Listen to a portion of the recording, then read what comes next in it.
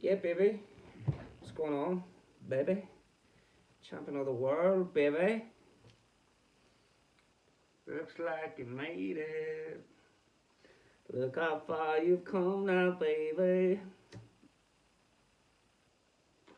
You might have took the wrong way, but it looks like things are okay. They said, alright, you'll never make it, but now look what is going on. You're still together, you're still going strong. Still the one. Good inspirational fucking tune, man. By whoever done it. Some pop started, no doubt. Inspirational fucking songs are great. I had, what do you call it on the other night? I was walking through East Belfast. It was a particularly dark night, and fucking Rocky came on. I had stepped into an alcove to roll a cigarette and then stepped back out on the street and I just come out like, don't, tick it, don't, tick it, down. I was going to get my shopping, like, don't, tick it, don't, tick it, don't, tick it, tick it, tick it. And do you know what? If you actually really listen to the lyrics of that song, like, it is fucking deep, man. It is really deep, like. And it'll take you on a wee journey, like, it's lovely.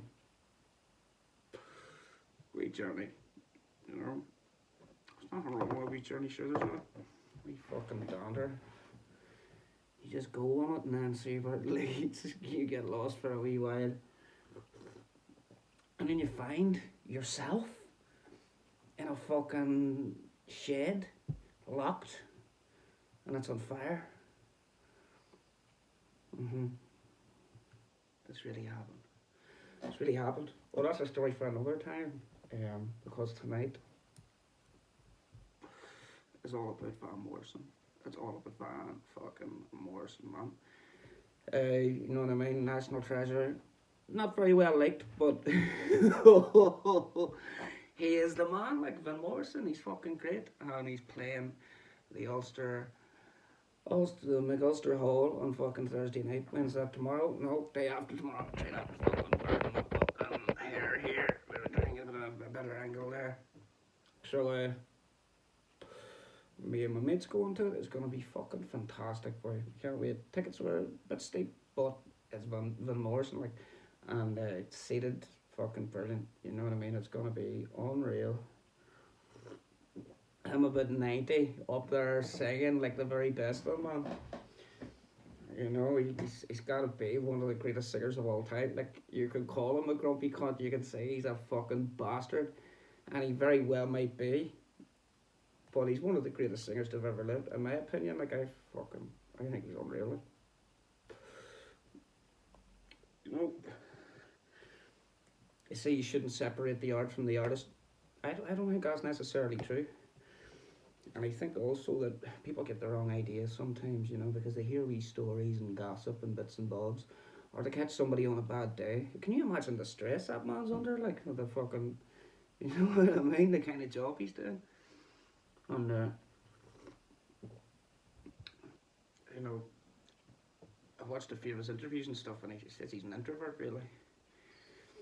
And he's dealing with people and pressure and people wanting to meet him, and fucking hell, there's only people out in the street. Does that mean I should? Is that a signal of some kind, isn't it? Right. I ain't gonna fucking calm down. It's just a wee nudge. Like, I'm gonna fucking take this shit down. You know what I'm saying? And see, by the end of the night, if my hair doesn't fucking catch fire in that candle, there's something fucking wrong, right? There's something wrong. Okay. So, yeah, like I say, this is a Van Morrison loving, or you might hear a song by somebody else, but probably not. So the crack is Van Morrison's music. A lot of people say it's very healing, and I think the people that are big fans of Van Morrison get a bit crazy, and they're sort of renowned for gushing. They're like, is that a good look? Is that I might have to fucking. The gloves are off. The gloves are off, man. Fuck this shit. The gloves are fucking off now. I'm telling you. See you out there. Fucking took you out there too. So basically,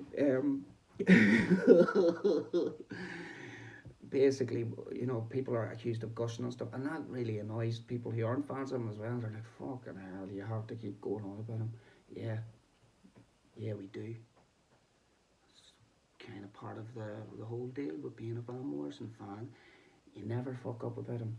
You never fuck up about him ever, ever. Quite evidently, you know. I'm gonna play some of his tunes. You know, I've got the assistance of a laptop. I just get the lyrics to the songs up, so I don't really have to learn them. You know, I have a fair idea what the chords are. Whacking that. If you don't know what the words are, make it up. Do you think the people listening know what the fucking words are? No, they do not. Make up your own fucking shit. You'll be alright. Who the fuck wants to learn you know what I mean? About a million words. Like, I can't do that. I don't have one of them brains. I think some people are great lyric wise. I'm not. I just go by the music and then fucking just fumble my way into it. Whatever works, you know what I mean? Saying that, like, if I'm doing something a bit more professional, I will make an effort. Like, I will do my homework, but it kills me. I don't like it. I don't like that end of it. Don't want to have to fucking do all that bullshit. But if you didn't take care of the bullshit, you wouldn't get to, go and see Van Morrison on Thursday fucking night in the Ulster Hall. Which, by the way, myself and the same guy, my good pal, we ace photographer Sam O'Neill, just throw that in there, Sam. Me and him, he got some free tickets to something last night, and was like, "Who is it?" I was like, "I don't know, some country guy." I was like, "Okay, let's check it out." And we went down, and man, it was a fucking disaster. Like, do you know who it was? It was that guy who came out with that song with the lockdown and stuff. Well, he did a real good song. And he was brilliant. But see the guys he had for like support for a gig at the Ulster Hall, like, no, not fucking exaggerating whatsoever. You see better fucking singers every night of the week in Belfast. You know, for whatever reason, this was just a real low budget fucking. Like, no harm to the guys, you know what I mean? They were good musicians, but the other thing was, they didn't have a band, they didn't have a fucking drummer, you know what I mean? It was a guy with an acoustic guitar, and he fucking hit the pedal on his thing and would play guitar solo. Ulster Hall, you fucking joking me? You know, what is this? What the fuck's going on here? It wasn't that great. And in my opinion, you know what I mean? I'm no disrespect to the people that were there to see him and stuff like that. He was brilliant, by the way, when he came out, and the other two fellas had done support. It was just the three of them. It's just that I don't know if there's less money available, so they can't afford to fucking pay a drummer. I'm sure that's what's behind it. You know, like I say, the fella himself is he's actually really talented guy, great voice. The other two guys were not that fucking great.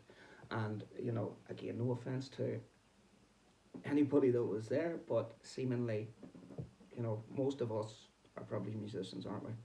And we like our good music, and we go to see a band that we like, and we go there, and everybody else that is there knows what's going on. They know who's playing. They know this is some good shit. We know all the songs. Yeah, we know the lyrics. We know the fucking gossip, the detail, the history of the fucking. You know what I mean? And there's some deep integrity involved in that. You know, when you're at those gigs, it's nice. This was just a bunch of fucking yahoos, man, that were getting blocked, and all they wanted to do was hear fucking. There was some idiot who gravitated to me. He just shouted Freebird. Like, I mean, he must have shouted about 100 times. Like, I was very drunk and obnoxious, and I was very close to knocking him in the next week, but I decided just to leave instead. Um, so yeah, hopefully Thursday night will be a bit of an improvement on that. And do you know, the positive I'll take from it is that I will appreciate those good gigs all the more. And I appreciate the crowd all the more, the people that really know what they're there for. Um, like I say, that was just I don't know what that was last night, but I'm glad I left. Probably didn't help that I've been busking all day, standing on my feet in a pair of fucking DM boots, marching equipment up and down the fucking, on the glider, off the glider, the fucking bus, whatever, you know what I mean? I'd had a long old day, like, and I'd come up in the evening. I says, right, we'll just go down to this, you know what I mean? And we were standing there, and I was getting tired, but that was okay. I was trying to enjoy the thing, and there was some genuinely nice people there and stuff, of course. Probably the most of them were, well, they weren't exactly what you would call music lovers in the sense of, you know, it was more about, oh, Johnny Cash, Folsom Prison's being played. Right, okay.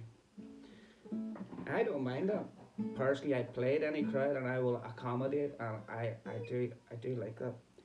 Maybe I was just in a bit of a Van Morrison mood last night. Maybe that's what's happened. Like there was a there was a time when I was right in the middle of my Van Morrison apprenticeship a few years ago, and my mate says to me, "You look like Van Morrison." And I was like, "What?" He's like, "No, you really look like him." I was like, I didn't used to." Do you know what? There's an interesting thing in the Miles Davis autobiography. Like, you know, guy fucking wrote it, but he spoke all the stuff. And what was it? He was saying about French women. He was talking about different women of the world. You know, him being Miles Davis. Like, so what did he fucking say? Oh wait, hang on. There's some shit going on there. Oh wait, that's okay. Just a wee message. It's gone. It's gone. All right. Just let it go. Just let that one go. It's okay. We are at peace. Let's move on with life. So yeah, the fuck was I talking about there? Can't even remember. Van Morrison, da da da da. Miles Davis in France. He says the French women, their facial features were, you know, a certain way, and what his explanation for that was, well, an interesting thing to come out with. I don't know how if anthropologists would agree with him, you know, but he sort of said that they had, like, their cheeks were indented a certain way, and they held their face was a certain way because of the way they spoke and the way they pronounced things. And maybe because I was imitating Van Morrison so regularly, my face had started to fall into his features. I don't know. Could have been some strange possession shit going on there, like, God knows, man. So yeah, I'm gonna sing about 90 of the songs here, and maybe one other of somebody else's if we can get there. And I want to tell a wee story. I mentioned it somewhat there at the end of the last one, as my voice got very fucking deep all of a sudden. Does it sound like I've been smoking 80 a day? 3 days in a row? Yeah, hang on. Oh, we're back to normal again, or we're back to normal now, love. Don't you worry about it. No, I don't worry about that at all. Not in the slightest would I even begin to worry about it, so don't you bring it up. Okay, leave it there, love. Leave it there. So anyway, uh, Van Morrison, we're gonna sing some of the stuff. I'm gonna fucking talk about a story that I'd sort of made reference to on another video where I was talking about when I had an injury to my left shoulder, my left arm, my left hand. Progressed all the way into my right hand, my back, my legs, everything. They say the body keeps the score. Well, mine indeed did, and the score had to be evened up, and the piper had to be paid, man. And I think I've still sort of I've got a layaway deal at the minute here, so it's going all right. There's your wee signal. Time to go. Let's see, where are we here? Where are we? I think we're over here somewhere. Okay. Right, this is really funny. This song I tried to play the last time. It's as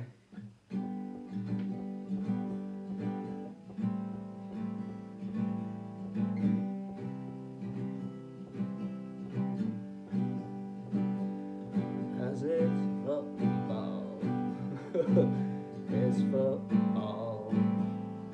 There's always someone to tune. There's always someone to win. Football.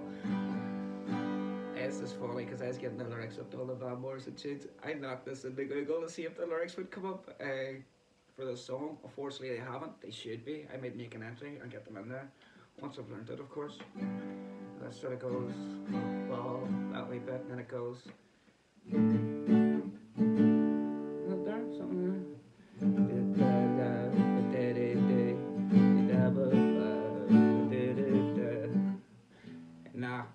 have to learn that properly to do it justice. I was gonna try and bluff my own lyrics into it there, but it would have been a bit shit, wouldn't it? So I stopped dead right there and fucking do this other tune. Wait till you hear now. We've got a whole fucking barrage of Van Morrison fucking shit that is coming your way, and you're gonna fucking enjoy it whether you like it or not, okay? Um. So yeah, we got Van Morrison on Thursday. The following week, something happened on the following week. Not sure what it is. Oh, yes, there's I have an appointment to give. better have a look at my digital diary. So my wee fucking Digimon computer, the bill, right? This fucking tune. I might fuck this up too. Like, see how it goes here.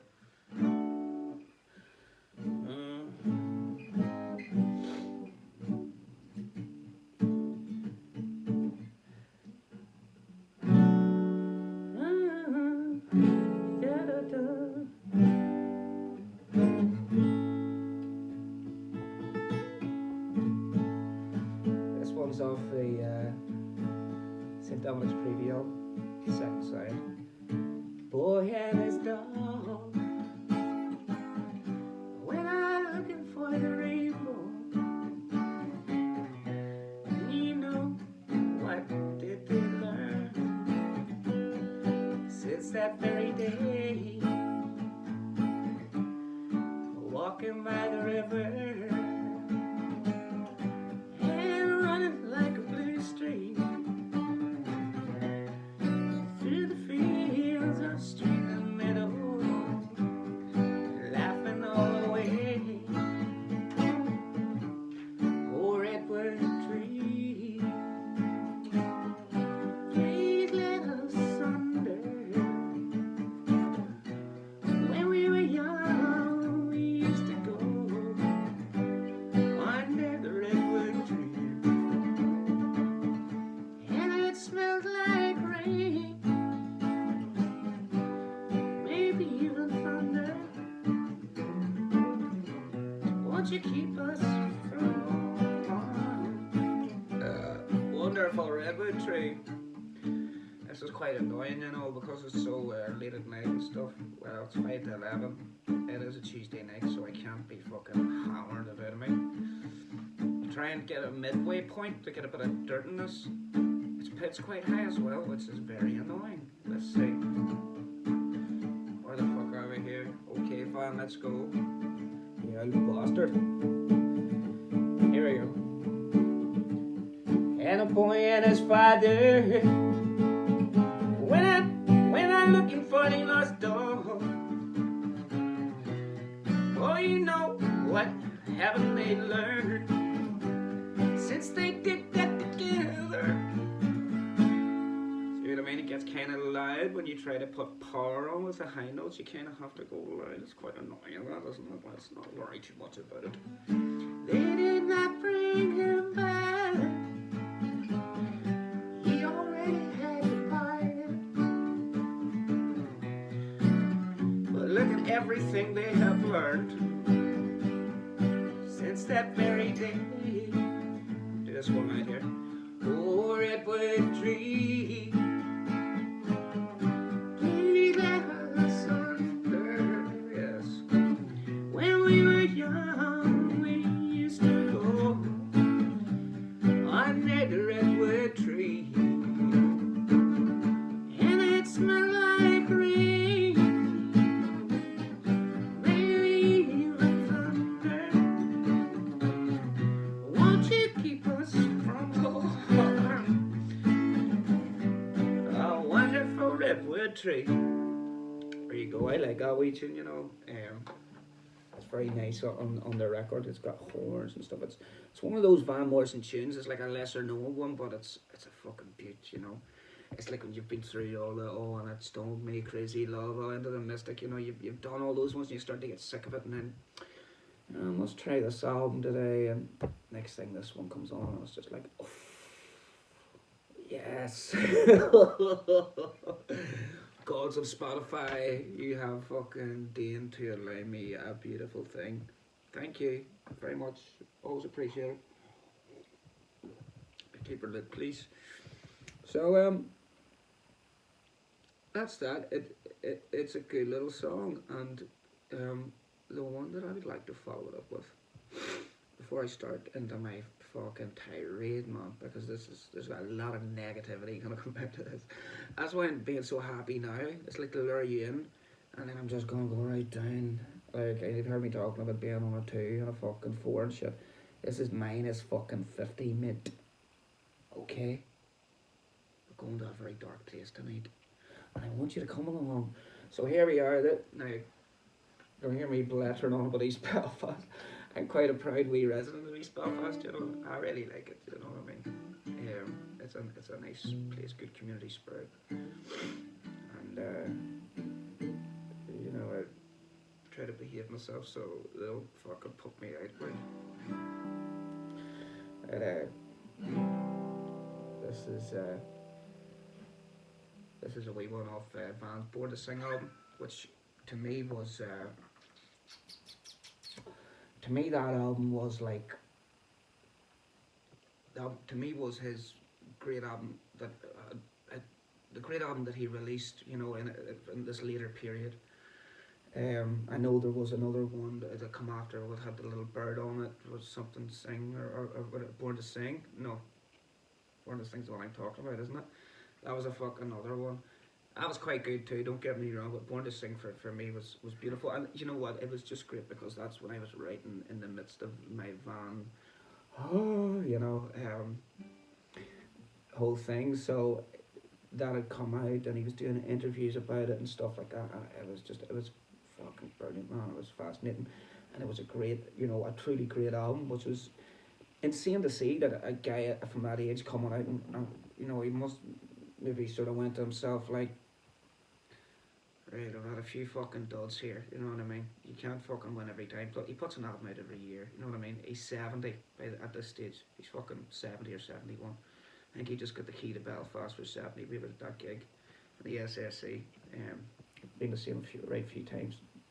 In that period, I'd seen him lots. Seen him in Derry at the Derry Jazz Festival a few years ago. I haven't seen him for a few years, so I'm looking forward to seeing him now. His voice to me, stronger than ever. Um, to me, he sounds like a fucking tenor horn up in it when he's hitting those loud notes. It's like the tone is so great, you know. Now I'll qualify that with he, you know, I can't apologize for this. There are times when he sings when he gets a bit of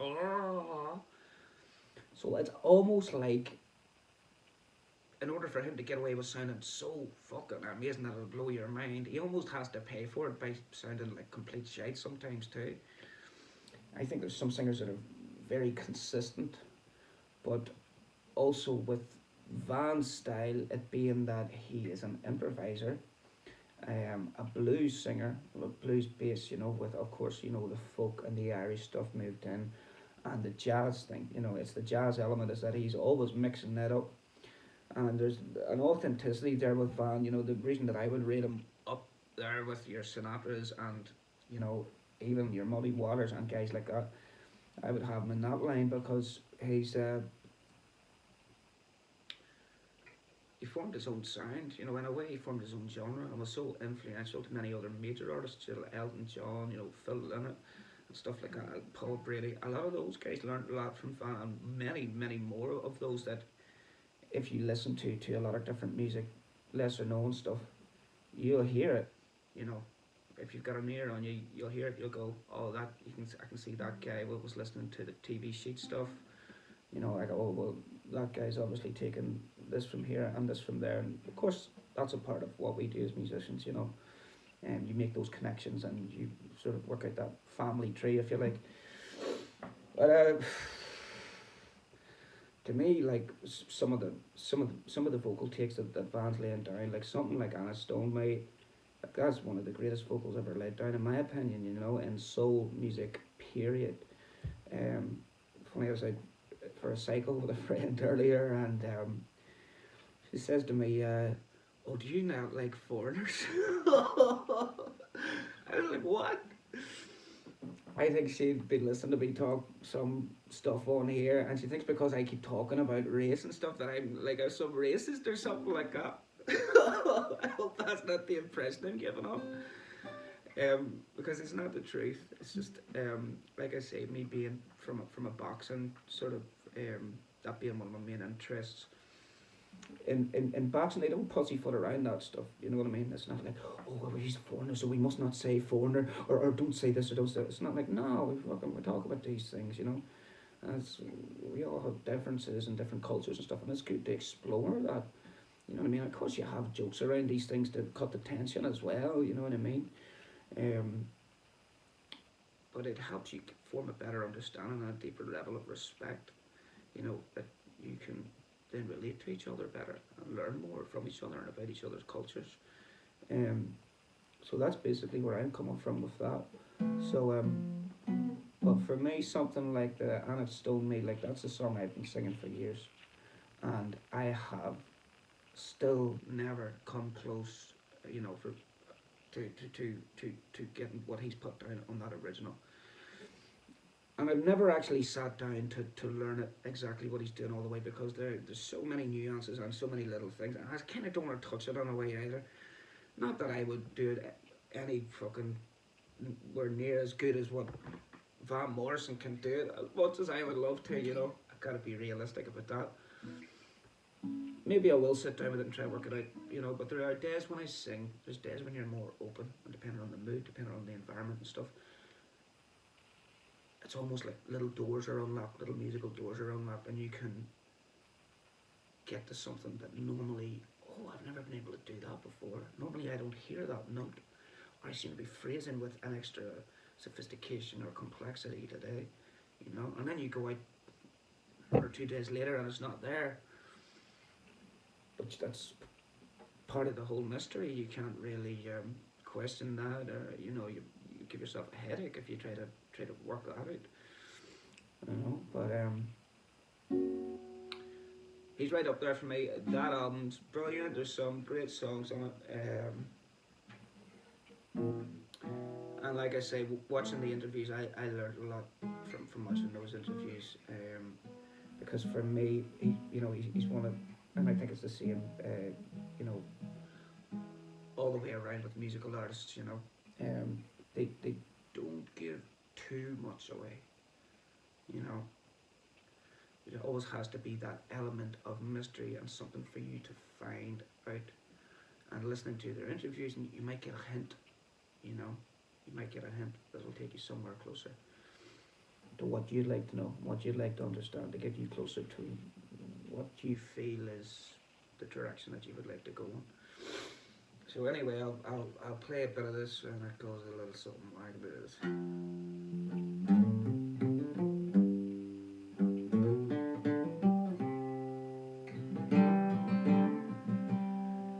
I'm mystic of the East.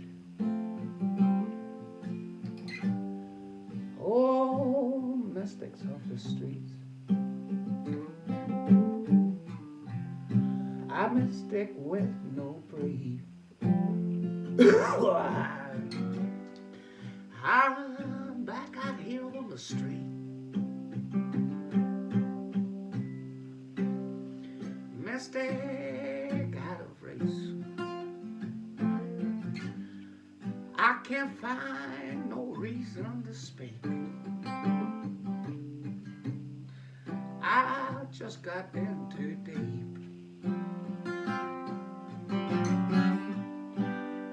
for the mystic of the East.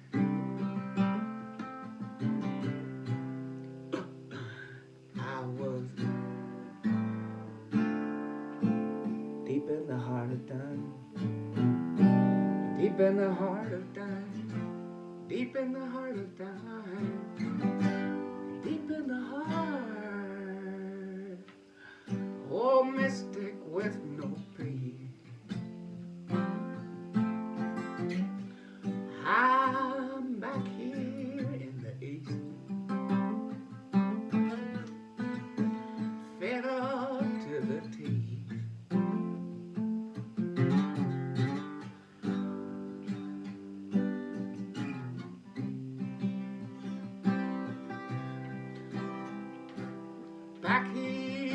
streets. Mistake, a mistake with no grief.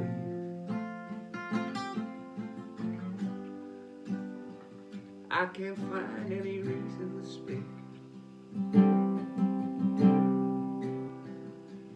I was deep in the heart of dying, deep in the heart of dying,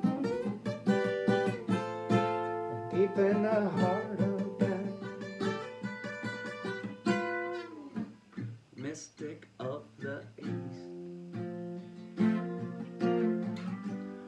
Oh, mystics on the street. I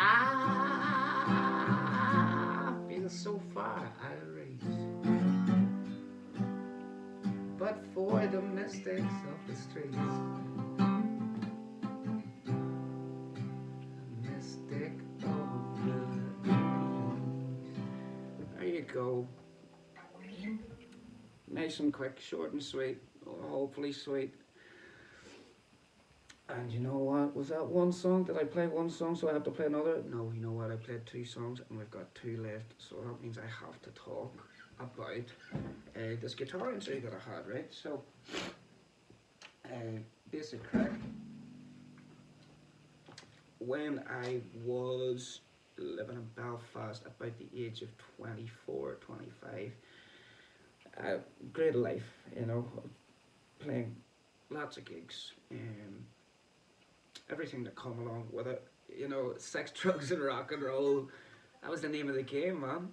That's what it was all about. And but although the drugs and the rock and roll, the sex, yeah, let's just be right out in the open with that sex. Although that was quite a massive part of it, it wasn't really a distraction for me at that time, because I was a very dedicated guy in terms of trying to always improve and get better. But you know, I was lacking in knowledge and sort of wisdom then, if you like, because I had yet to realise that there were different things that you needed to become a great musician, rather than to keep practicing and trying to become a better guitar player, better this or better that. I had quite a lot of stuff to learn. But because I was so intent on really becoming as good as what I could be, I was playing for hours and hours every day, you know, hours and hours every day. And there was that thing Stevie Ray Vaughan played with 13s, 12s or 13s or whatever it was. He was tuned down a full step, which made him a bit of slack there, by the way. And if you ever look at his hands, he has big thick hands. I've got wee piano fingers, you know. I've got wee skinny fingers, long, big hands. I've got big ass hands out of proportion with the rest of my body. What you gonna do? So anyway, I had to get on with that, and I was playing with 11s then. I decided I would go to 11s for an extra tone. Like I say, anything for an extra edge. At least that was the thought. Do you ever notice, by the way, if you see Gary Moore playing a pentatonic, like, he'll do everything with them 2 fingers, like a blues lick. He'll go like, well, I don't know about that. He maybe put in the 3rd finger there, but up here it's all this, it's that. You know, it's like, and he's going so fast between them 2 fingers. What's that all about, man? It's crazy. He's like shredding down the fucking neck. It's mental. So yeah, what was I gonna say there? Yeah, I used to dig in quite a bit, and my sort of stepfather figure was a banjo player, and he knew quite a bit about music, and so when I was coming up, he would be putting me on to Bob Dylan and stuff, you know. In the days of CDs, before all this Spotify business, he would, you know, throw me. There was Bob Dylan, essential Bob Dylan, and I fucking brilliant. He was putting me on to loads of good stuff, you know. And he I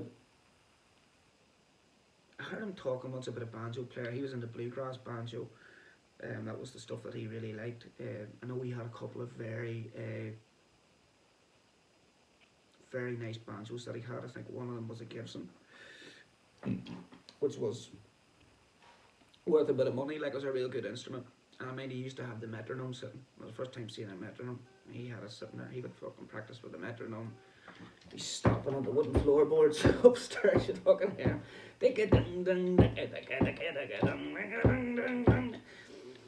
I loved it. That must have made an impression on me somewhere. But he was talking about, one of these bluegrass players, probably a banjo player. The other banjo he had, by the way, was a pre-war machine. It was, I think he's fucking sold to both of them now. But he has a couple of guitars now. But he was talking about a particular player, and I never played light fingered. I always dug in for some reason. You know what I mean? I thought that was like an exhibition of strength or something ridiculous like that. And I heard him saying one time about a certain player, and he says, "Oh, he really plays it, and it doesn't play all this, rinky dinky stuff." He says he fucking digs into it, and I was like, for some reason, that made a big impression on me. I really took that and ran with it, and so I was always digging in, and wrecking myself, man. Absolutely wrecking myself. And I was into Clapton at the Blues Breakers and Peter Green. Now, the Clapton style was the first time that I seen, and then Freddie King. Then I realised as well that, that style, a lot of that Clapton had got from Freddie King. And of course, when he did that stuff on the Beano album, it was all Clapton. Let's not get that fucking wrong at all. But when you start to make the connections, you can see that Freddie King was a big guy for Clapton. And then Peter Green took what Clapton had done and he used that as his base. You know what I mean? So, but it was the first time that I seen that move, which is that's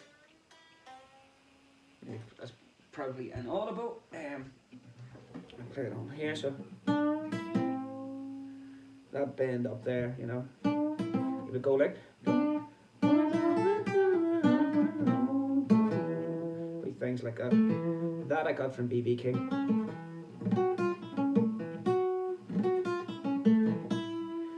Things like that B.B. King would do. He would always end on that 5, And he would, that's me playing light now. I play light now. Only play hard when I need to. That fucking playing hard. Again, up to very recently, thank God I learned this, but the journey more into trying my best to learn some jazz stuff. I have learned a lot from it. About if you stuck on a standard now, I'd probably get lost in it. I still have to do that work. That'll come over the years, I think, if it's meant for me. If not, that's grand. I'll just take what I can get from it. But one of the things was, I used to pick like this. That hard. I had to actually concentrate to do that there because it's come out of my muscle memory now. I go like that, and you can go much faster that way. Well, I haven't been working up my speed on it, but you can do like the Django Reinhardt type of speed. I'm gonna make an absolute idiot of myself and bluff it, but it's like.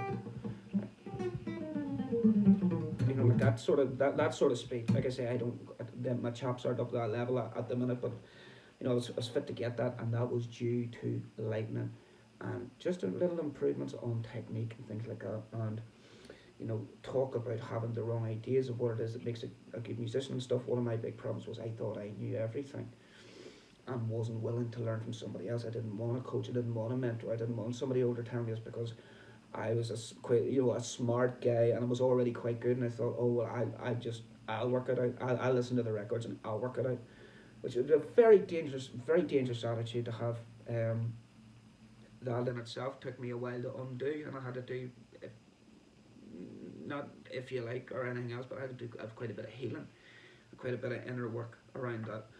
I had to look at myself, my own attitudes, my own personality, and say, you know what, there's stuff that I have to change here. And thank God I had people around me, friends, even as far as community and just mates and stuff, even people that just led by example. Thank God for people like that fucking helped me get out of that stuff. And obviously, you know, we're all works in progress and we still all have more to learn. So you know, community again. That's been another key thing, and you know, paying it forward then is essential. You know, and it assists in your own healing. Then whatever it is that you got to get rid of, you got to work out. Anyway, long story short, it's that move there. Now I was doing that consistently, because I was good at it and I knew where to place it and I had the phrasing down right and stuff. Because like I said, I was studying these guys. Like, a lot of that's left me now because I don't have the time to go and fucking re-study all the clapping's been a while and stuff. I listen to it once and again. Like I listen to it. Right.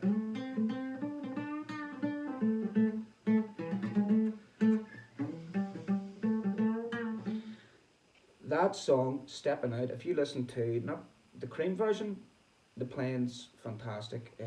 I listened to the Beano album version, John Mill and the Blues Breakers. It's Clapton's, so they're sitting on the wall, Clapton's reading the fucking Beano. And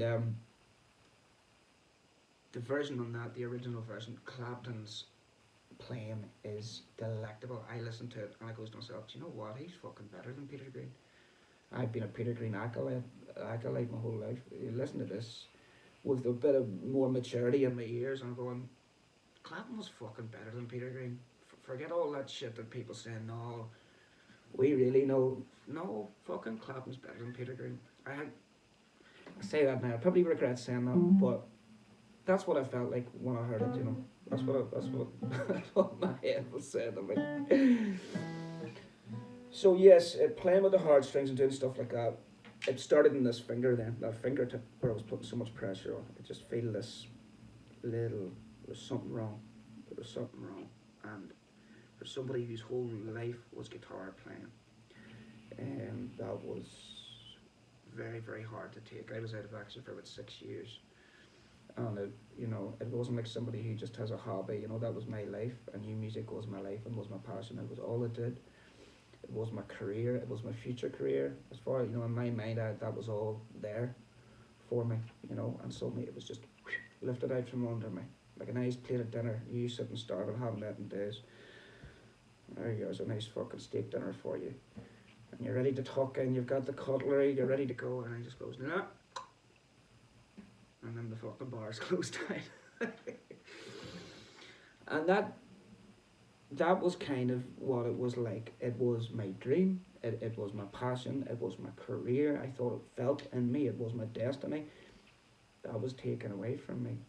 And then, you know, I had to start questioning, why has this happened? You know, has God taken this away from me for some reason?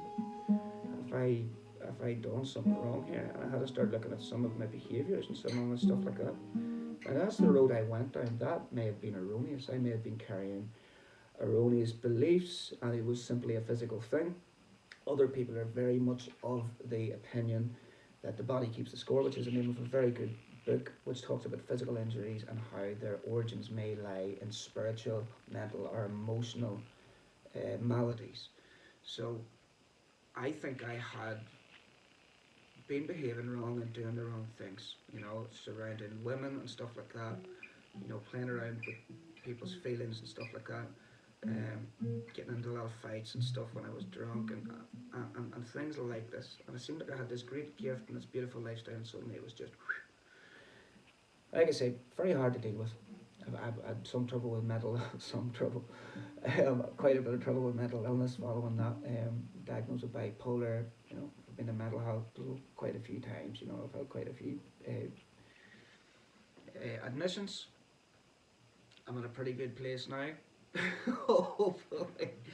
But I still got a bit of work to do. And you know, I spoke about non-judgment and stuff. I think we all need a judge, and we all need to poke fun at each other and have a laugh and not tiptoe too much. Judgment's alright, it's human, but and who am I to tell anybody else how to behave? I just, my back had been got up about something that I heard or something that I seen, and that's what made me say that. But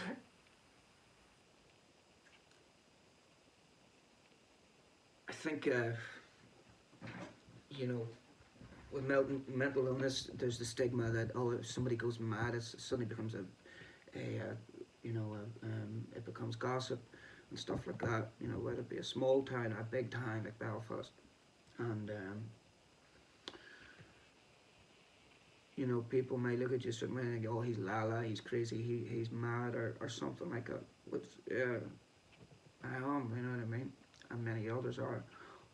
But also that doesn't don't dehumanize them. You know what I mean? They're still people. Um, and if you do dehumanize them, you'll find out your cost whenever you get a serious illness or serious injury, physically, mentally, whatever, or somebody in your family or something like that happens, and then you'll get a deep dose of humility then. You know, so try and pick that up beforehand, save yourself a bit of pain and bother. Um, so yeah, uh, that was a difficult thing for me. Eventually, my arm started loosening up a bit. I did do a little bit of playing around that time, but I couldn't play. My gift of playing lead guitar and having women come up to me, of having like men being like respecting me and stuff, which was a big thing for me. Like I say, I was a bit of a waster, never really had a job, didn't have a trade. You know, suddenly I was respected when I was playing in bars and stuff. Guys were like, fuck, you know, they respected the fact that you could do what you could do. That to me meant so much, you know. And that all of that, like I say, was taken away. And it was a very, very tough period, you know. And I learned other things during that time. And I started to develop my singing. I got into my Van Morrison craze. And I became a songwriter. I wrote a few good songs, like, you know what I mean? I don't fucking, I'm not saying I'm Bob Dylan or nothing, like, you know what I mean? But I can fucking write a song, you know? I developed my writing as well, you know, writing poetry and bits and bobs, you know, which a lot of us do. I developed that to a very good standard, you know. And again, that was another thing that I'd lost for a period, that because I used to drink to enable that, so that I could write. And I stopped drinking. Um, you know, I had to go looking help for that. It was a certain number of years ago, 5 or 6 years ago. I had to, you know, for drinking drugs and stuff, I had to start looking at myself for that. And I got a good period of sobriety, and then a couple of years, and then I sort of dipped in and dipped out for a while. And recently I've started back into it, and I'm really enjoying it, and having a good time with it, and committed to it, you know. Which is a good place to go if you're drinking and your life's a mess. If your life's a fucking mess and you do too much drinking, too much drugs, it might be worth seeking some help somewhere. You know, there's stuff out there. You know, so there's the depressing story over with. The good news is that my hands started to get better. I was talking to a boxing coach at one time, and I really liked this guy. I used to see him about, and I never told him that I was into boxing, because he's a real street guy, North Belfast fella, and I, you know, have always had a conflict in myself, being like a guy that writes poetry and stuff like that, but at the same time, wanting to get along with guys that are kind of a bit more street and stuff. For me, that was always a big like dichotomy or something like that. A lot of that's been resolved for me now as well. You know what I mean? It's just about being comfortable with yourself and stuff, which thank God comes along, and in later years and stuff. You know, you don't need to act like a fucking gangster. You know what I mean? You don't. And likewise, you don't need to try and impress somebody by how smart you are. If there's somebody who comes along and think, fuck, this guy's really intelligent, I don't want to seem stupid. Fuck that. Just be yourself. Just be yourself, man. We can all respect each other, you know what I mean? Make a wee bit of room. It's all good. Yeah, a wee bit of tolerance and stuff there, and that's beautiful. So the arms started to come back. This boxing coach guy, you know, he just sort of mentioned, he didn't say anything too directly, but he just sort of says, look, see that there? Keep you doing what you're doing as far as at that time when I was making a good go towards leaving the drinking, the drugs and all that stuff behind. And he sort of kind of winked and says, I think you'll find things working out a wee bit better for you, as far as that goes. And it's true, it started to get better. I didn't just wake up one morning and it was completely right. It's still not completely right. It'll never be the same as what it was. I couldn't sit and play guitar for hours every day and bend strings every day. I would crease up and cramp. Same with playing harmonica, even if I play harmonica, especially holding the mic. You know what I mean? That's something that I have permanently. I have a few other physical ailments that I have that are probably a bit before my time. But again, it's just acceptance too. It's just going, you know what? Fuck it, man. It's all good. Very hard to take it at 25, 26, 27. Things like that happen when you're sort of condemned. When you hear those things, because one day you have it. One day you're just like all the other young people. If you want to go for a run, you can go for a fucking run. You can go for a cycle. You can do press ups. You can go to the gym. You can work out like everybody else. Next day, no, you can't do that anymore. And it takes a while. You can't just flick a fucking switch and suddenly accept all that. It takes a while. You know what I mean? But you get there. And get some happiness and get some peace, you know. And I think often a lot of the people that things like that happens to them at whatever stage in their life, a lot of times they do gain then a new fresh perspective, a fresh understanding, and maybe grow into parts of themselves that were sort of waiting for them. We're sort of waiting for them. This is something else you've had to realise about yourself, so that maybe you can contribute to your community or society, if you want to say that, in another way that's more meaningful, you know. And you know, it might take again humility. It's like you're not going to be that guitar hero you always wanted to be. You're not going to be famous, you know, since you thought that was going to be such a good thing. No, and you're going to do something else. You're going to do something else, but you know what? You'll love it. You'll love it. It'll not always be a fucking holiday, but you'll love it. So things do turn out alright sometimes. It is surely. And I think this is just a fucking song, man. How do these things work out so well? What is it,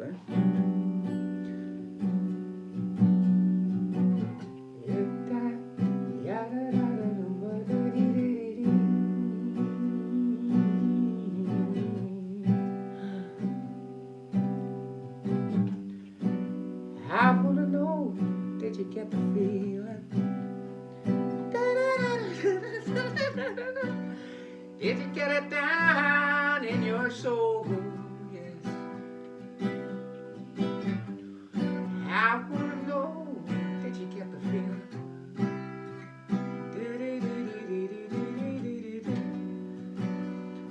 And did the feeling grow? Sometimes when the spirit moves me,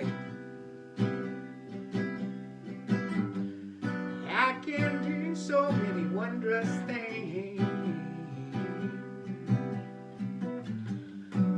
Oh, I wanna know when the spirit moves you. Whoa, did you get healed? Alright. I began to realize it manifests in my life. Oh, in so many ways.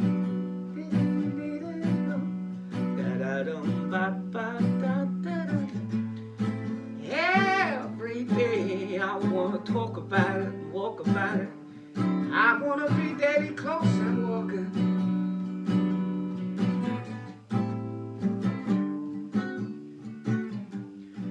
Yeah, I wanna know, did you get the feeling? Did you get it down in your soul? Yeah, I wanna know, did you get the feeling? Whoa, and did the feeling grow? Yes, alright. I began to realize the magic of my life. I see it manifest in so many ways.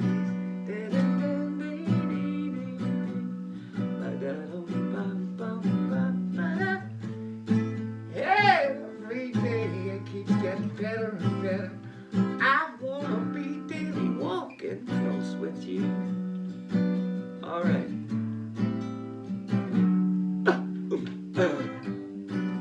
It gets stronger when you get the feeling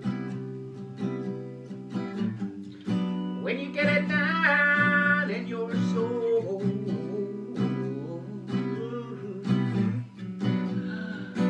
and it makes you feel good.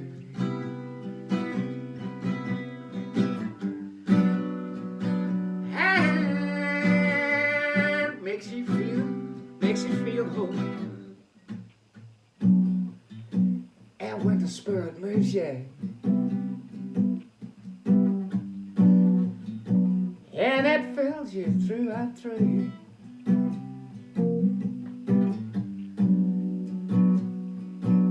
every morning about the break of day,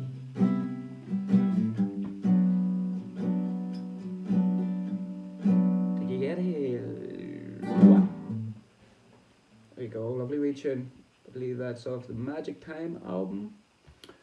He may or may not have done a version of that on the Jules Holland show. Yeah.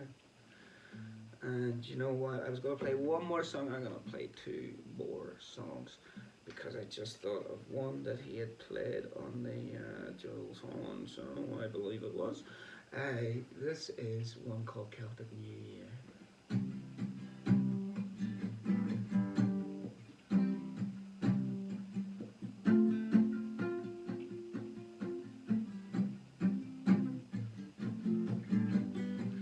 If I can remember how to play it.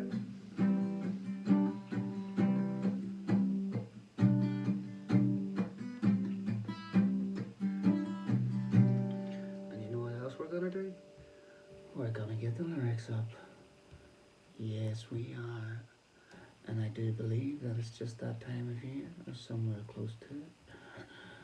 Now speaking in the airport fucking vacuum cleaner voice.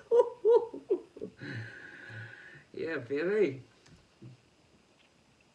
Kilbrook, baby. Right.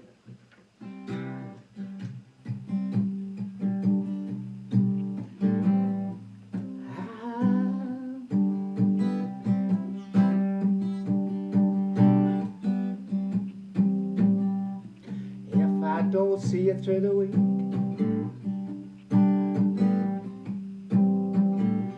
I see you through the window.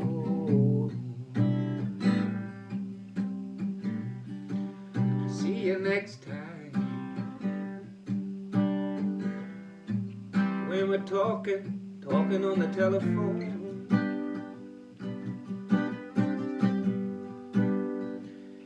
And I don't see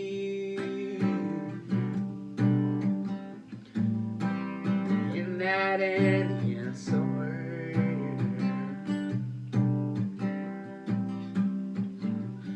And I wanna see you further on up the road.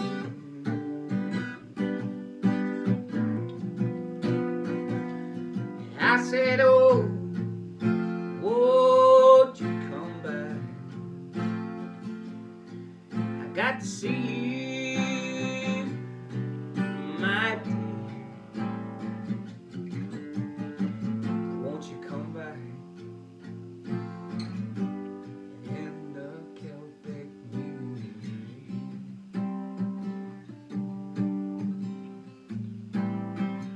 Year? In the Celtic New Year.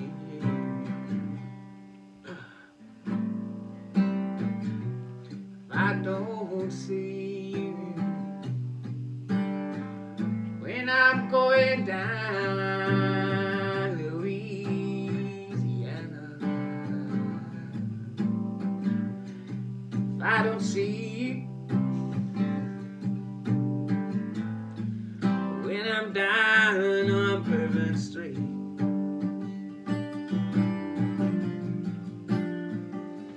if you don't see me when I'm singing Jack a Diamond, fuck's sake, we'll have to finish it. You don't see me when I'm on my lucky street.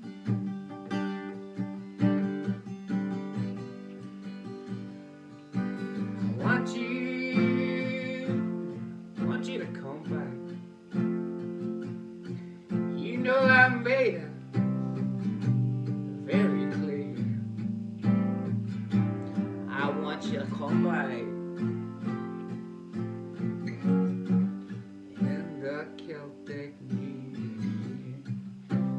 fucking sentimental, isn't it? Alright, come on, the fuck. He's written about 20 verses too. I don't see you when the bonfires are burning.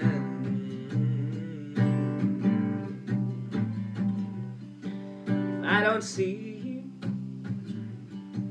when I'm singing that glory and the truth.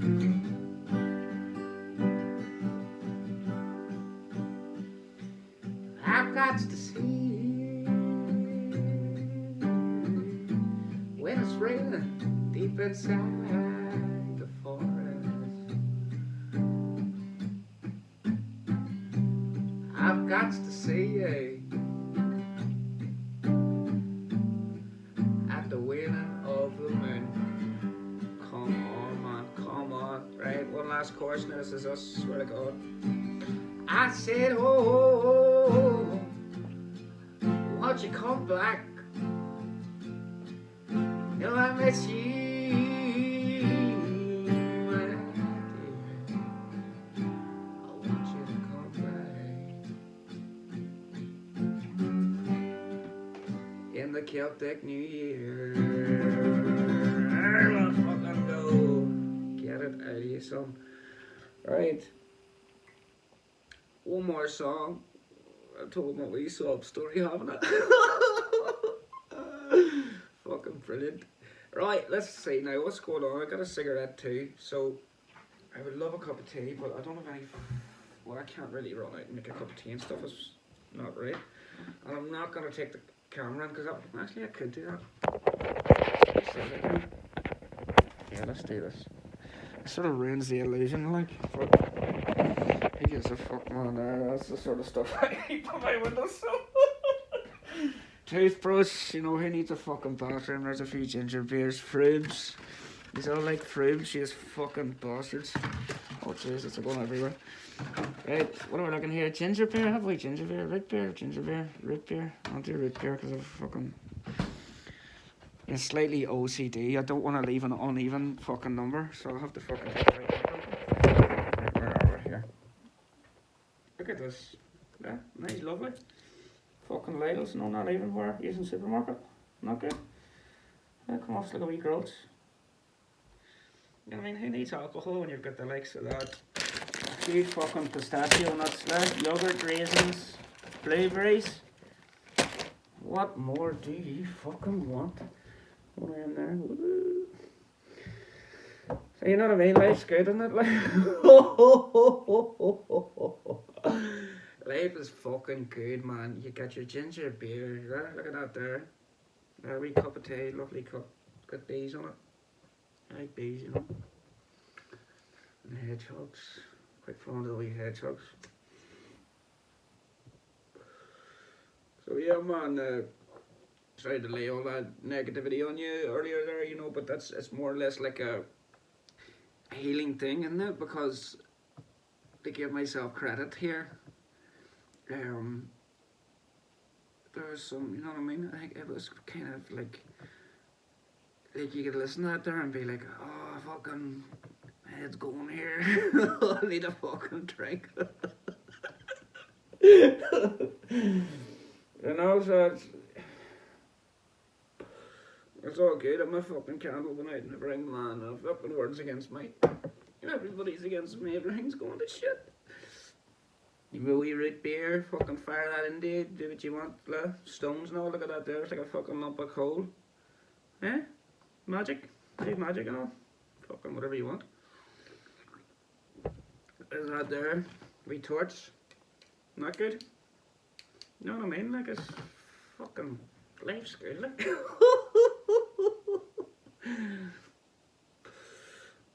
You get your wee bits and bobs and a few fucking guitars knocking about and you know what I mean, like a few fucking mates and friendly people and you know, what more do you want?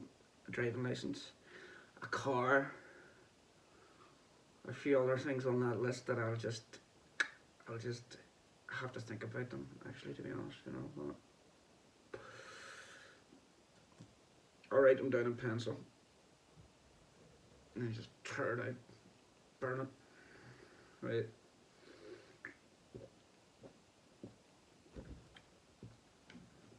Dead air is a crime. So while I smoke a cigarette, I'm gonna fucking play some bullshit. And I'm gonna play one more tune.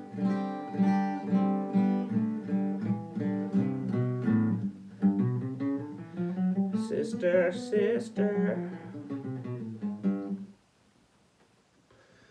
Yeah, oh, there we go. We drink beer. I'll not even drink the rest of that, so I'm going to fucking bed on them.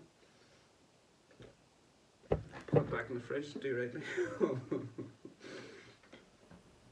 Right.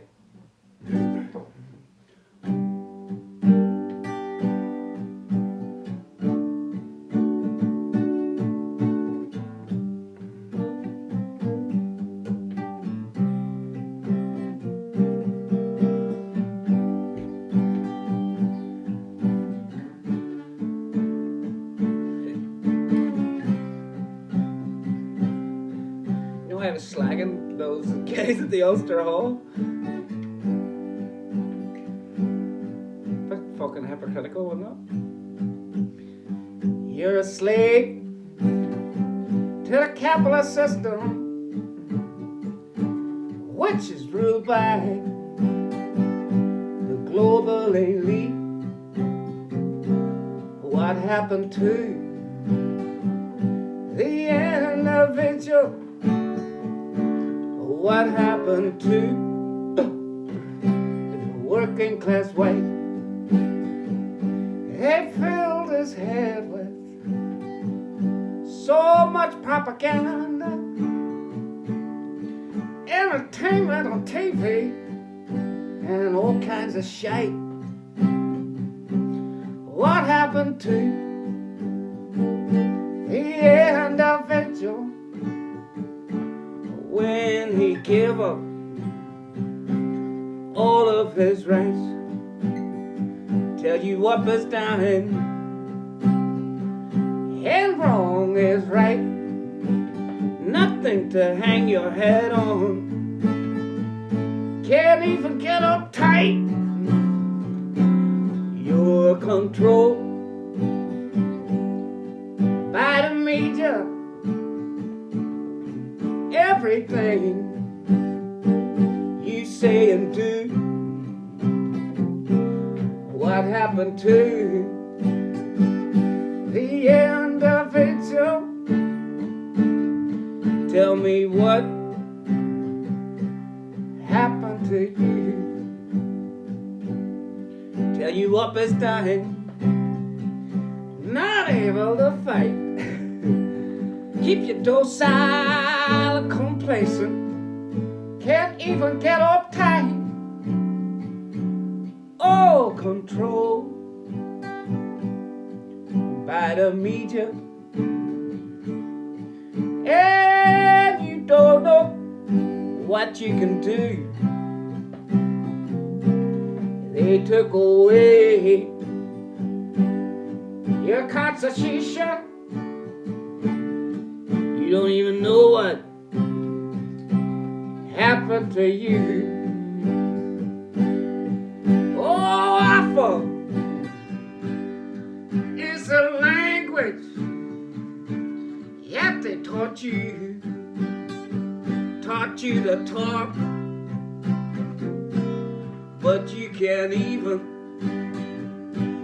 get any angle, 'cause you forgot how to keep on walking the walk. Yeah, you're a slave to the capitalist system, and it's controlled by the global elite. Double dealing with the banks, yes, behind your back. Just can't fight. Educating Archie from the For to Sing album. There you are, Van Morrison, 2013, I believe it was.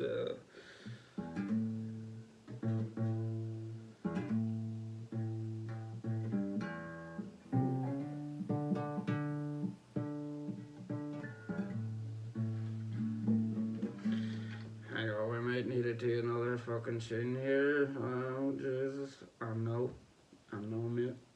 I know all about it, like. Um, you do know. What do I got here? Rap God, Hallelujah.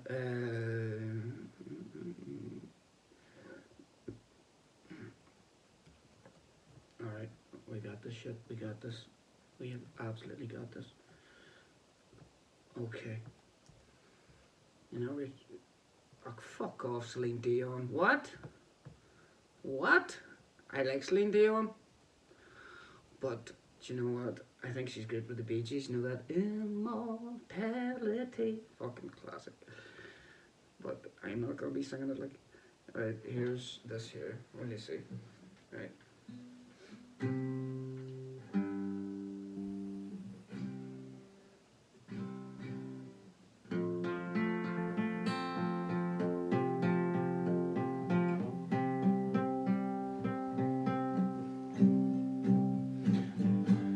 You must leave now. Take what you need to think will last. Oh, but whatever you wish to keep, you better grab it fast.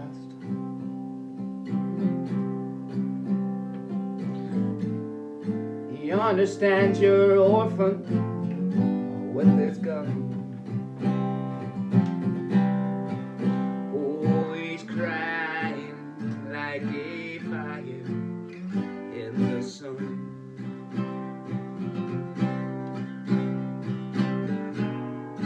Look out, saints are coming through, and it's all over now, baby blue.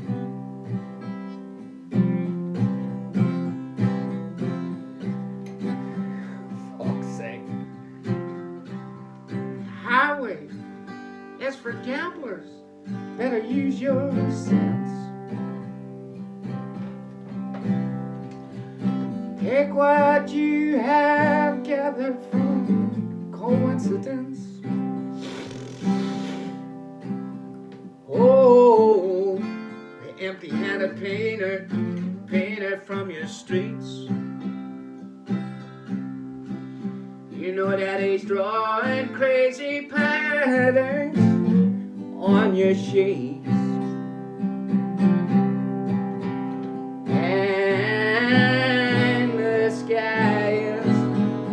Falling under you, and it's all over now, baby, baby blue.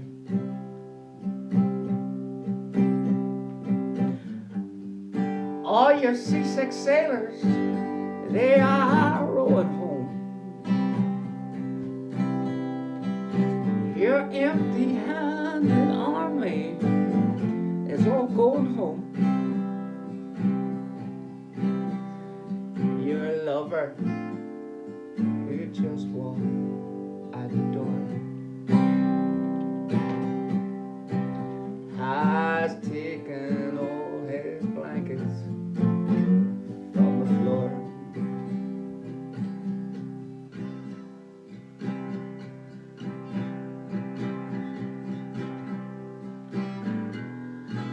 The carpet too is moving under you. It's all over now, baby blue.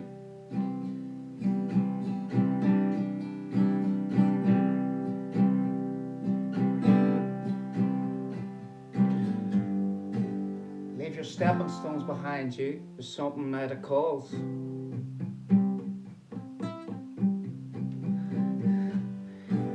Forget the debt you left, it will not follow you. The vagabond who's rapping at the door.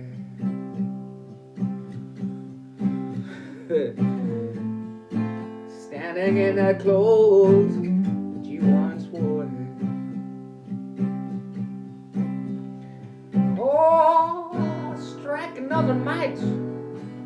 Go start anew. And it's all over now. Baby blue. There you go. Wasn't that good? You know what? See, trying to like actually learn songs properly and stuff like that, it's just too much, isn't it? That was another thing, you know. I know the sub story's already over, but whenever I got bipolar and started taking all that heavy medication, I wasn't good at it to begin with, but it got much harder and much worse. So it's just like, and I used to myself, a friend used to busk, and he would keep me right. I'd be like, if my verse would be coming up, we'd be playing something like this. It would be like, I don't know what tune that goes, was it?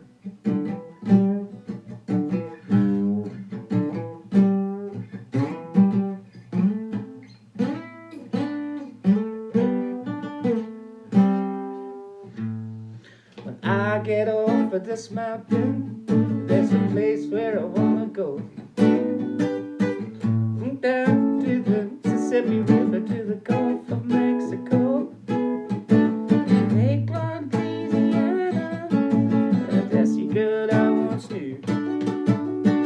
And I promised to see her again if there's anything she could do.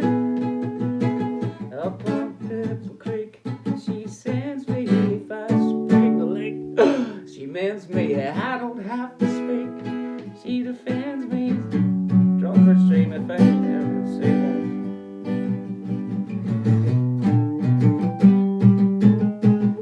So I took up all of my winnings and I gave my Billy Bessie half. So I would be like, my verse would be coming up and be going, oh, fuck, what is it? And I would like the Stevie, and he would sort of mouth the words. I mean, winnings, horse. It's the horse verse. Oh, great, okay, right, know where I am now. So it's, I mean, it's good to be part of a team, isn't it? Because you're doing your own thing, like you'd be fucking lost, man.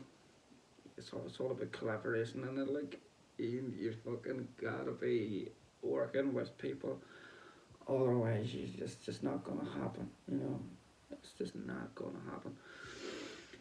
Anyway, I don't know if anybody really watches these. I'm sure there's a few lost souls that tune in and watch them start to finish. So hi to all of you people that actually watch these and stuff and dig them. I'm sure there's a few that don't really fucking get into too much. And before I hit the red button, lately I've been doing a little bit of talking about boxing and stuff. I haven't really been looking at what's going on. I took a look at boxing scene. It's a big website that I would use. Like most people sort of go to boxing scene, and there's not an awful lot going on. I'm looking down these lists of names. I don't fucking recognise these people. You know, like here, Gervonta Davis is a great fighter. I like him a lot. Now he's stuck at 135, which is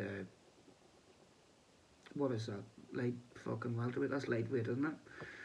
So he's stuck at 135, where these, you know, they talk about the four kings of this era, and you've got Shakur Stevenson in there now. It sort of makes it 5, and a few other guys that are trying to get in there, Keyshawn Davis and stuff. But he's sort of maybe just a few years behind those guys, so maybe he'll, when he's coming into his peak and his strength, the rest of those guys will maybe, well, either they will have really cemented themselves, or they've started to drop off a bit, and there'll be big names for the likes of him to come in and get a good scalp, you know.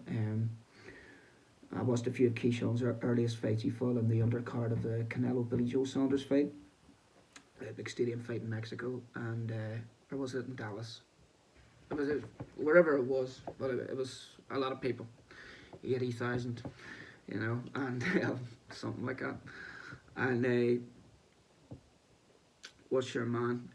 Fucking Keyshawn Davis fought very well, looked very good. I haven't been as much convinced by his latest performances, but I heard he done very well against Pedraza, which is very close to Pedroza, I don't know, which was a good win for Barry McGuigan. So we got a fucking, despite whatever acrimony and bad stuff that's went on to him and Frampton, Frampton I've always been a massive fan of.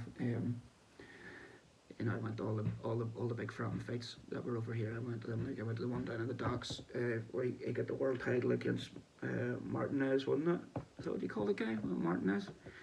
Argentinian guy. Was he Argentinian or was he fucking Spanish? I think he's Spanish. And look what he went to go on and do since then. You know what I mean? He beat Kid Galahad and stuff, didn't he? And he got a few good wins, like, you know what I mean? I don't know how many fucking world titles he's won. He's a right age, hard as nails. So that was a good one for Frampton. Like Donaire, he fought Donaire. I think I might have been there for the Donaire fight. That was the SSC. I think it was there for that. And who else? I used to like to watch. I like Michael Conlon, of course, but I used to like to watch Jamie Conlon on those fucking Frampton undercards. The Mexican man, he'd be coming in with a hat and all on, like Floyd Mayweather coming in against fucking De La Hoya. But he was a fucking, he was like a fucking Mexican, you know what I mean? All body shots, and he was a tough fucker. But I think that night he fought the Philippine guy, was it? Answaz or something you call the guy, difficult name to pronounce. And he was beat that night, but he was beat by a very good fighter. He went on to become a world champion, I believe, down those lower weights. I'm not sure where he is. Would that be? Fuck, I don't know, bantamweight or something like that. Well, lower weights, nobody really pays much attention to that. Like, of course, you had Sonny Edwards fought Bam Rodriguez. I thought Bam Rodriguez was fantastic. I was favouring him based sort of on a loose knowledge of knowing that he beat SSR, Sorcerer, Rugby, whatever you call that guy, and he beat Quadras as well. So, and I'd seen a couple of clips, so I was going off like knowledge that I had a few years ago. I was sort of, talking to a friend, and he was saying, "Oh, Sonny's gonna beat him up and stuff," and I said, maybe. I thought Bam would do it. Thank God that loose knowledge turned out to fucking work. Because leading up to it, I did have to go and do a bit of research then and watch the fights. And I was a bit unsure then, the footage that I was watching. I was sort of saying to myself, fuck, is this guy as good as what I thought he was? There was a bit of doubt sort of cast over those couple of wins he had against the big fighters. It was like, would they, did he catch him at the right time or something? They were getting a bit older, whatever it was, and there was some also discrepancy in his weight. I think he jumped up a weight to get that one of those world title fights, or he fought Quadras or whoever it was. He bounced up in weight. He didn't have to. You know what I mean? And he came back down again. But I thought he was brilliant against Sonny Edwards, and I thought it was a great fight. And I thought Sonny Edwards, to be fair to him, really did himself proud too, because he fucking stuck in there, like, you know what I mean. And you can say, oh, will he quit, or he went down, in the 8th or 9th round or whatever it was. But nah, mate, like he stuck in there, and I think the way he chose to fight him, to show his balls or whatever, and fight him. Obviously, Sonny Edwards isn't a noted puncher. His footwork and his defensive wizardry is more what he's known for, and it's a thing of beauty to watch. Again, against lesser opponents, maybe you can get away with that stuff, and you can look great. I don't know why he didn't employ any of that against Bam. What it was there, maybe he had a feeling, I'm up against it here. I'm gonna fucking go for it. Maybe it was something like that. But I have to say, watching Bam was fucking like a revelation. I know he's not, strictly speaking, he's American, I think, or Mexican American. He's of Mexican descent, and to see a really great Mexican fighter in action, and the angles that he has, which I suppose Chocolatito from those lower weight divisions as well is known for that, his angles and body punching. And I mean, moving off the pivot on an angle, coming around the gut unexpectedly, and you can imagine if you're fighting somebody and suddenly they're coming from here and hitting you with a fucking left hook at the back of your head. So you know what I mean? It's like, it's very interesting to watch, and it was good to see that, and it was kind of good to see as well because Sonny Edwards obviously has a big mouth. he's a good shit talker, like, and can build fights and stuff as well, and built that fight up well. And I think he I don't want to say he embarrassed Bam, but Bam was like. You could see that wasn't his sort of wheelhouse, if you like, or that wasn't his speciality, and he looked a wee bit uneasy at times, and then that only fueled your belief that Sonny had the advantage. And so it was good to see the guy, he was a little bit embarrassed, he was a little bit annoyed, but he was sort of just quietly saying, like, I'm going to fuck you up. like, but he wasn't able to come across so well in the press conference, but he sort of said to Sonny, like, I'm going to fuck you up, man. I'm going to fuck you up, And he did, like, and I thought it was a great performance. It was great to watch. There some of those lower weight guys are good to see, on the Irish scene. Crocker's coming into play now.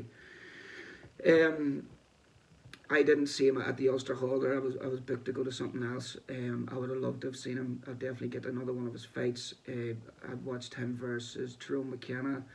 Shout out to Whiskey and White fucking podcast, by the way. Those guys are funny as fuck. Jimmy Nesbitt on flat out and all. But Crocker looks good now. I think Tyrone McKenna's a tough bastard. He took all of his best shots all night, but it was a very good.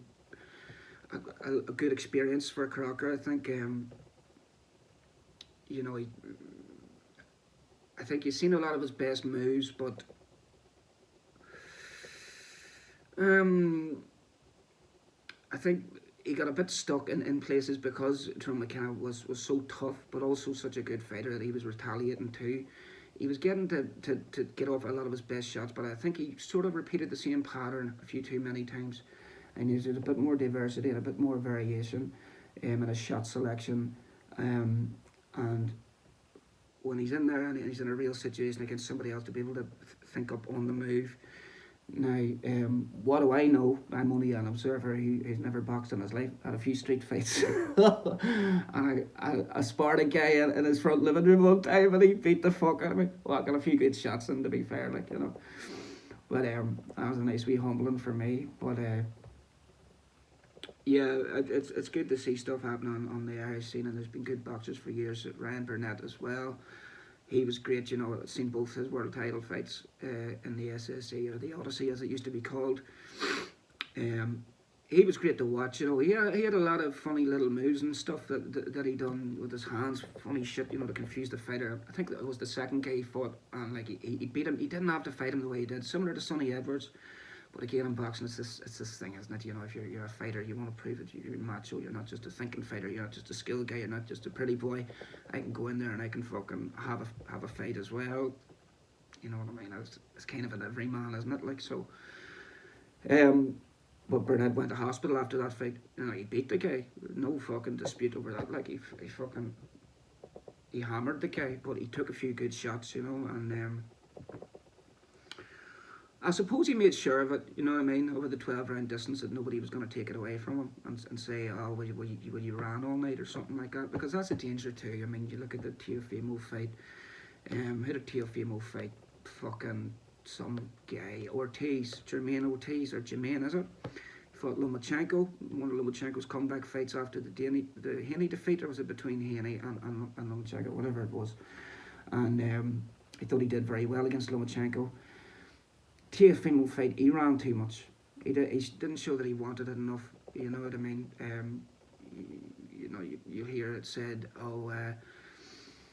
you have to take the title away from the champion. And some people come out and say, oh, that's bullshit. No, it's not fucking bullshit. You have to come out.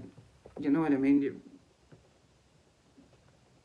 Unspoken rules like that are a tradition. They're in place for a reason. There, like. You have to make an impression on the judges. You can't come in and pussyfoot around and say, oh, well, I was more skillful, I danced around and I hit him with a few good jabs. I caught him with that counter, sure, didn't I, in round 3. Very good, mate, but you didn't fucking win the fight. You know what I mean? And some might argue that it was there for the taking if you had to get stuck into him, but you didn't. So, you're not champion material. And that's why Teo's fucking champion, you know what I mean? But to me, what I thought Teo needs to do improve his game with fighting back foot fighters, especially because he's going to fight Haney coming up. He needs to have a quicker entry point. He can't be.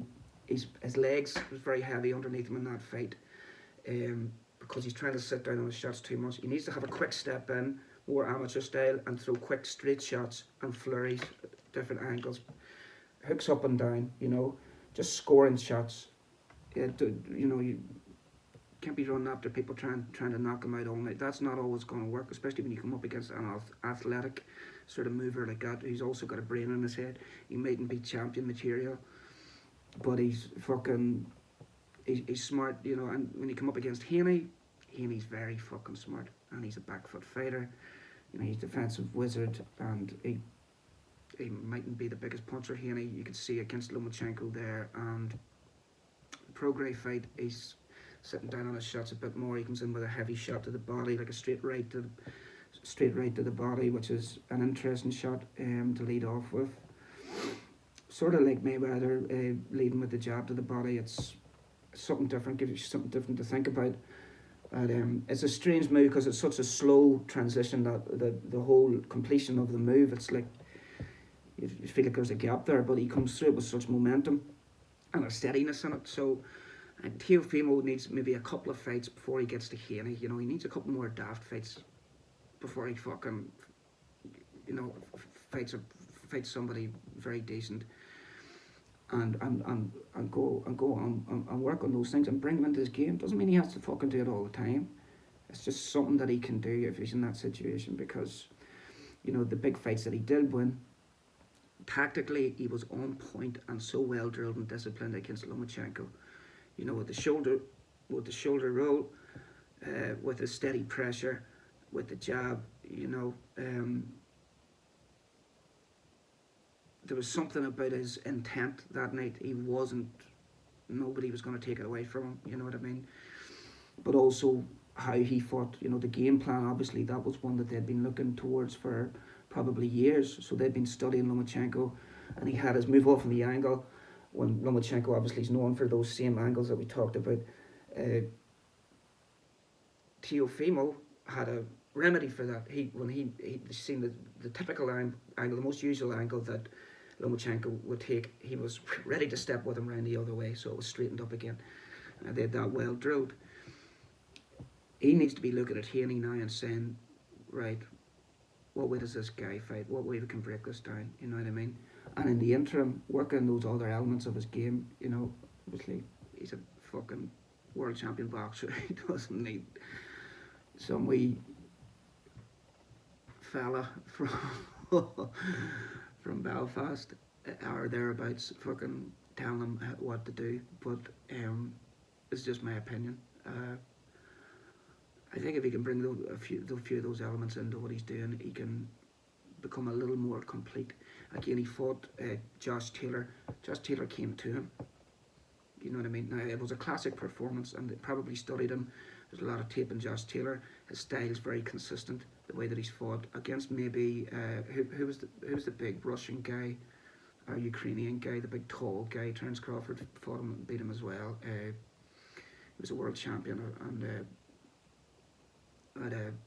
he was sort of a good scalp for him coming through. Crawford beat him. When Crawford fought him, Crawford didn't go to him. Crawford stayed off him all night. But it was a very good win. I can't remember the guy's name right now. It'll come to me later, and I'll be kicking myself, of course. So, but when he fought Taylor, like I say, Taylor has a great style and lots of different elements to it. But you know what you're getting. You know what you're going to get with Josh Taylor. Plus his temperament is, you know what you're getting there. And so obviously they had it well figured out. Heaney's going to be another big one. But do you want to be coming away in these sort of interim fights, if you like, looking fucking daft? And people questioning whether you actually won the fight. No, man, work on your shit, get it up. But and again, some of the greatest of all time, your Kalzakis and stuff, he was always questioned. You stayed in your home country and you fought, lesser opposition. I don't think he did. I thought he fought some good fighters, but Again, I mean, all of this isn't the fighters always the book always stops with a fighter, seemingly, but it's kind of not the way it goes, is it? There's so much politics and direction and management and promotion and things that are out of your hands. You're just kind of doing what you're told a lot of the time. So there's things that you want to do for sure that you set your mind on, and Teo's into his visualization and his manifestation and all the rest. He's an inspirational guy, like But man, you have to fucking. So you can't blame people too much. Like he's sort of doing what he's told. Anyway, motherfuckers, I'll see you all later. Be good. Bye.